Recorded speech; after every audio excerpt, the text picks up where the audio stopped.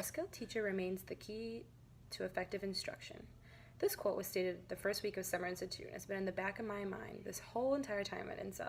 But what does it mean to be a skilled teacher? Well, to me, it means that a teacher can reflect. Looking back, I have noticed that I have learned many tools that I want to incorporate into my classroom. Engaging lessons and the use of technology are just a few things that are going to make my classroom unique.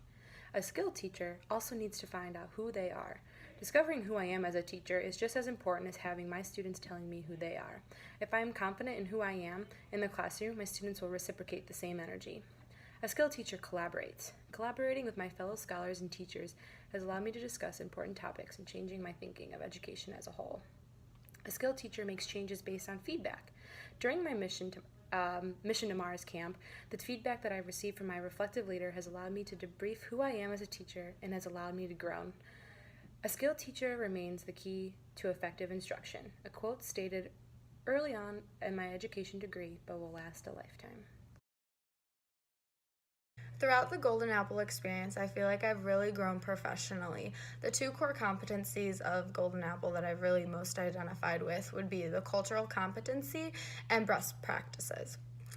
Throughout the entire first week, I really enjoyed the STEM inquiry lessons and really learned a lot about my best practices, especially because I really learned that knowledge is constructed and that you have to give students multiple pathways to get to the answer and that you should accept all these pathways and not just one, because that's how students are really going to grow. And later in reflective, I learned a lot about different Kagan strategies that can be used to either introduce a lesson as a warm-up or used as brain breaks. And I actually got to use these in my class at Tonti, and they really helped with social emotional learning, kind of engaging those math skills, and it really helped me grow as a person to know that these are skills that students are always going to have to learn. And something that I really wanted to learn throughout this entire Golden Apple experience was the life skills aspect and incorporating those into my math class, because I want my students to grow as better people and not just mathematicians.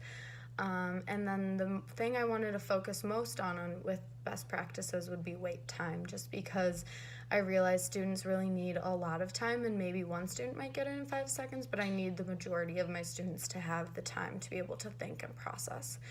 And then along with cultural competency, I learned a lot in the tough questions class and tough topics when we talked about the selfie. So I gave the students the time to be able to express themselves and show their own gender, their sex, what they identify with, their values, and just things like that to give a little snapshot of who they are. So being able to relate everything back to them is really what's going to be most important, and that's how I've grown the most this summer at SI.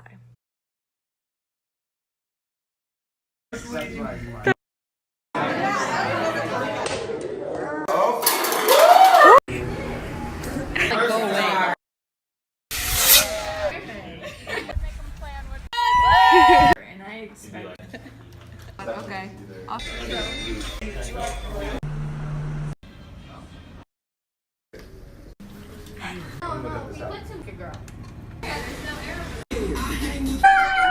What about the speed? Mars? Okay. Oh! That was my very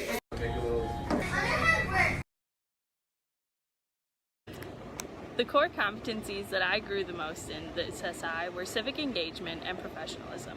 A quote that I adopted as my motto was, "We teach students, not science." I feel like this quote exemplifies the civic engagement lessons we learned this SI because it ensures that we are putting our students above our content.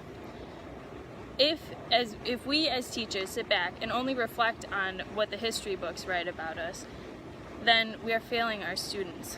I also believe that in order to enact the change that we want to see in the history books, we must remain professional in the ways that we act and interact with others, and the way that we present ourselves to the public.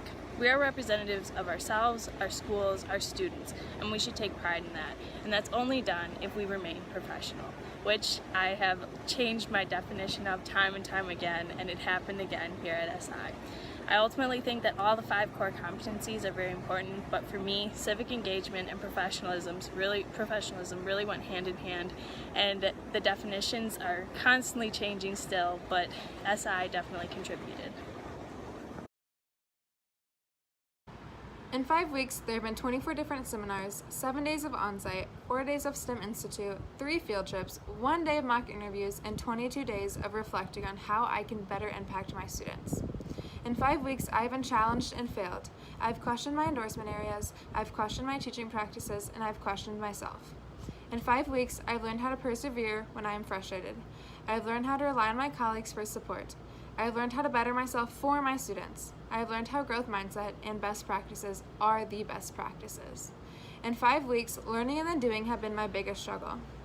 Breaking habits and ingrained methods of praise, shifting away from effort and instead to growth, replacing failure with learning. In 5 weeks, I've been allowed to implement these strategies through inquiry-based learning, through small group interaction, and through co-teaching a STEM camp. In 5 weeks, I've learned how to create culture and community within my classroom, where academic risks are promoted when students feel supported, creating a classroom of belonging and confidentiality, and embracing discomfort and ambiguity. In 5 weeks, I've realized that I don't teach content, I teach kids. I teach kids how to be civically engaged. I teach kids how to problem solve. I teach kids how to take control of their own learning. In 5 weeks, I've become a better teacher, but I know there is still so much to learn. I know that I can always better myself, and I know that I have a support system behind me.